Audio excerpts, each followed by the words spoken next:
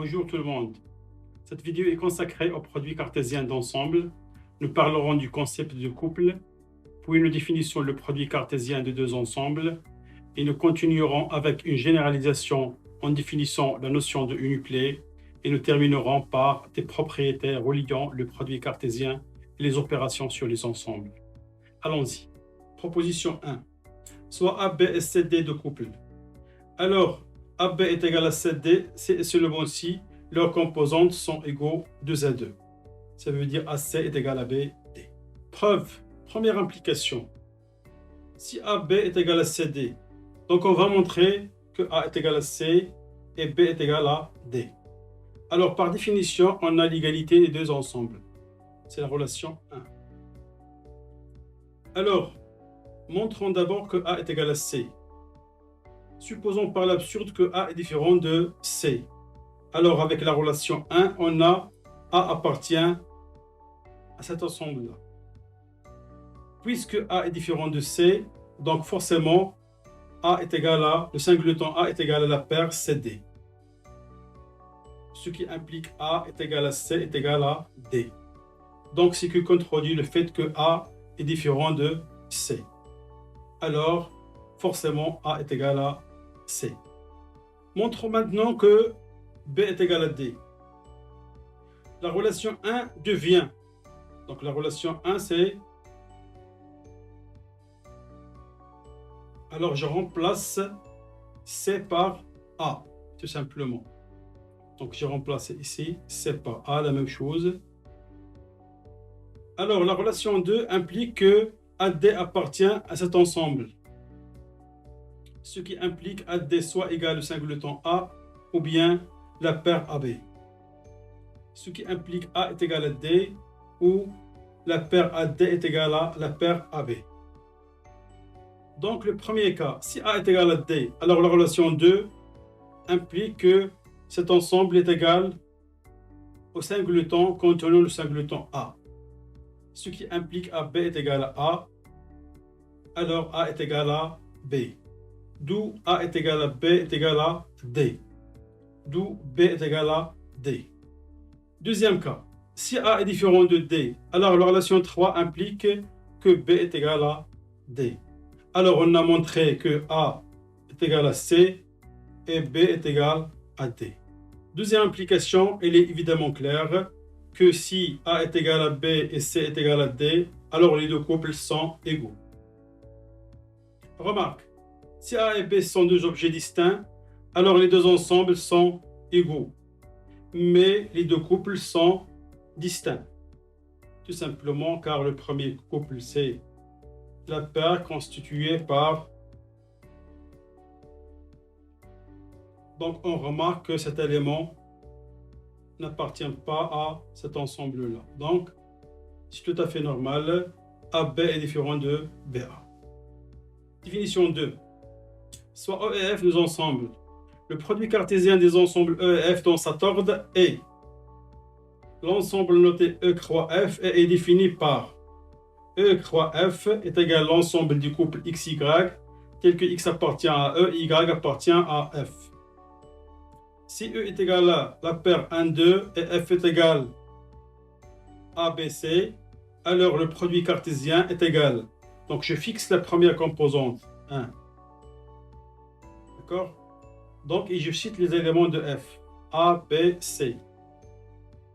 Et le rôle de 2, je fixe 2 et je cite les éléments de F. Définition 3. Soit N appartient à N étoile.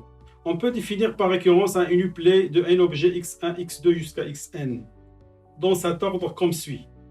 Si n est égal à 1, x1 est égal le singleton constitué par le singleton x1. Donc est un uplet. Pour n est égal à 2, c'est déjà défini. On a déjà défini le couple x1, x2. Donc supposons qu'on a construit le n-1 uplet x1, x2 jusqu'à xn-1. Pour un certain n appartenant à n privé de la paire 0, 1. Et on définit le couple x1 jusqu'à xn comme un couple. Donc, le uniplet x1, x2, xn, c'est le couple avec x est égal à 1 moins 1 uplé x1, x2 jusqu'à xn moins 1. L'objet x1, x2 jusqu'à xn s'appelle un uniplet. Proposition 2. Soit x1 jusqu'à xn et x'1 jusqu'à x'n des objets. Alors, les deux uniplets sont égaux si et seulement si les composants de même indice sont égales 2 à 2. Donc, la démonstration est par récurrence sur n. Définition 3. Soit E1, E2, En, n ensemble. Le produit cartésien de E1, E2 jusqu'à En dans cet ordre est l'ensemble noté par E1 croix E2 croix En ou bien les produits du EK K allant de 1 jusqu'à N. Et est défini par E1 croix E2 croix En est égal à l'ensemble des uniplets tels que x1 dans E1, xn dans En. Si E1 est égal à E2 est égal à En est égal à E, alors le produit EK sonne aussi En. Et ce n'est pas E à la puissance N, c'est En. Exemple, R3 est l'ensemble des triplets XYZ tels que XYZ appartenant. Cn, c'est l'ensemble des uniplets tels que quel que soit I appartient à l'intervalle des entiers 1 jusqu'à N, Zi appartient à C. Un troisième exemple, E est égal à 0,1 croix R. Je prends un repère, 1, donc la partie assurée représente E qui est égal à 0,1 croix R. Propriété, soit E, F, G, trois ensembles. Alors, E croix F est égal à l'ensemble vide si et seulement si l'un des deux est égal au vide. Deuxièmement, la distributivité du produit cartésien par rapport à l'intersection. C'est la distributivité à gauche. Ici, c'est la distributivité à droite. Quatrièmement, c'est la distributivité du produit cartésien par rapport à la réunion. Bien sûr, la distributivité à gauche. Ici, c'est la distributivité à droite. Sixièmement, si A est inclus dans E et B inclus dans F, alors le complémentaire de A croix B dans E est égal au complémentaire de A dans E croix F, union E croix le complémentaire de B dans F. Donc la plupart des élèves croient que A fois B complémentaire est égal à A bar fois B bar, ce qui est faux. Donc ici c'est A bar croix F, union E croix B bar. Exemple. Le complémentaire de 2n croix 2n dans n2 est égal à n croix 2n plus 1. Ça veut dire c'est E croix B bar. Union 2n plus 1 croix n. Ça veut dire c'est A bar croix F. Remarque, soit E et F deux ensembles. Si A inclus dans B et B inclus dans F, alors A croix B est inclus dans E croix F.